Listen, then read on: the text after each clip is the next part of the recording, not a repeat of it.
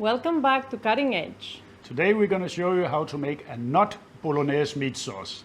There are so many videos out there how to make Bolognese, so we thought to give you an alternative. This is the Greek version. Stay tuned. In a cast iron pot running on medium high, I'm going to add avocado oil until the bottom is covered. Then I have 2 kilos of beef with a good fat content, maybe 25-30%, which we're going to add in batches so we don't overcrowd the pot. This can take a little bit more, like that,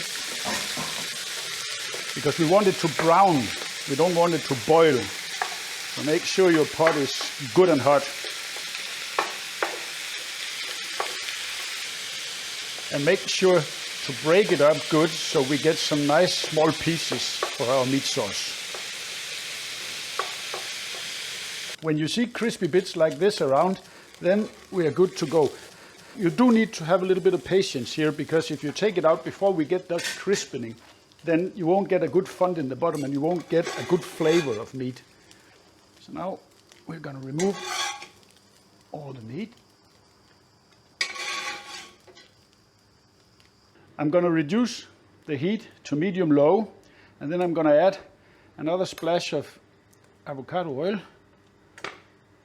And then I have here 1.5 red onion chopped up that we're going to soften in the pot.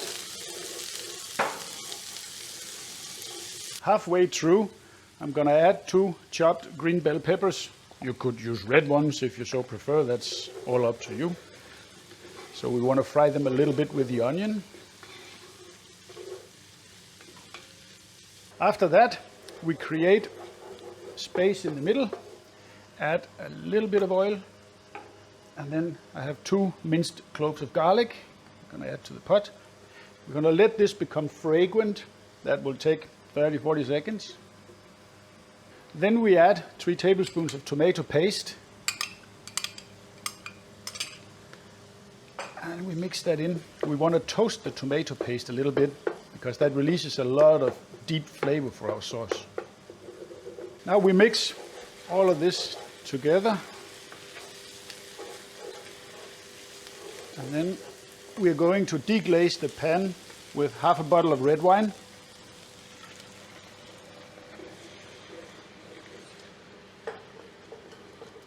And we're going to let that boil until it releases all the alcohol.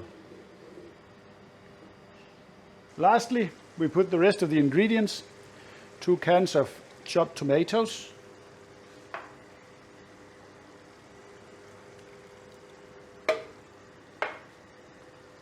half a liter of passata,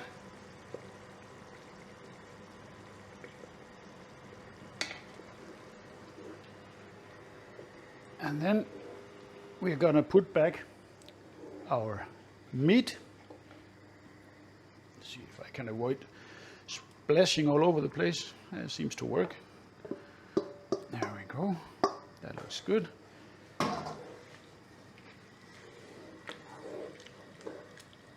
Then I have here 2 tablespoons of cloves, ground cloves, 2 tablespoons of cumin,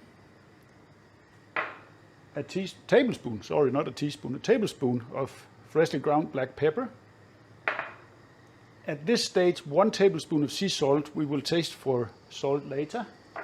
We mix all this in.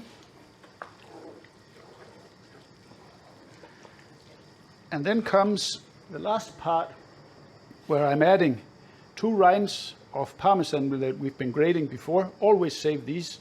Gives a lot of taste to our meat sauce. And then 2 sticks of cinnamon. The Greek weapon, the secret one. The Greek secret weapon, yeah, that's true. And this is going to get a lot of flavor to this. And not to forget, half a liter of boiling water. Like that. Mix everything together. And now we're going to cover this up and let it boil for at least an hour. Now it's almost ready. So let me stir this around. And then I want to give it a taste. See where we are.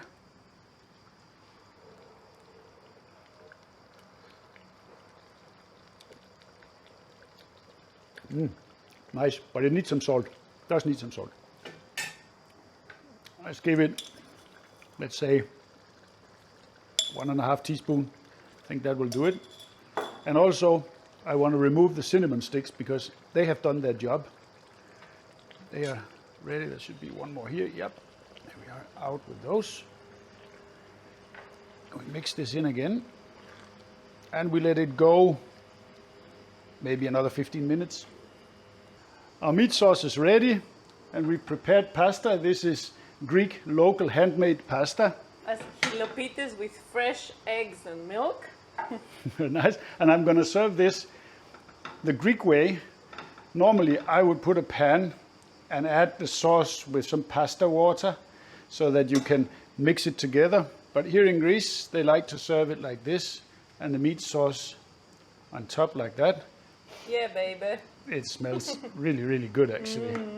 Yeah. Let's get that to the table. Let's grate some Parmesan with a nice microplaner suggested by my daughter. That looks really nice. It makes nice flakes. It looks good.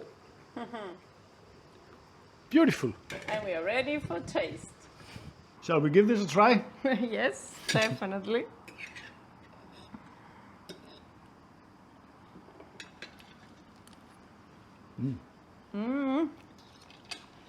Outstanding.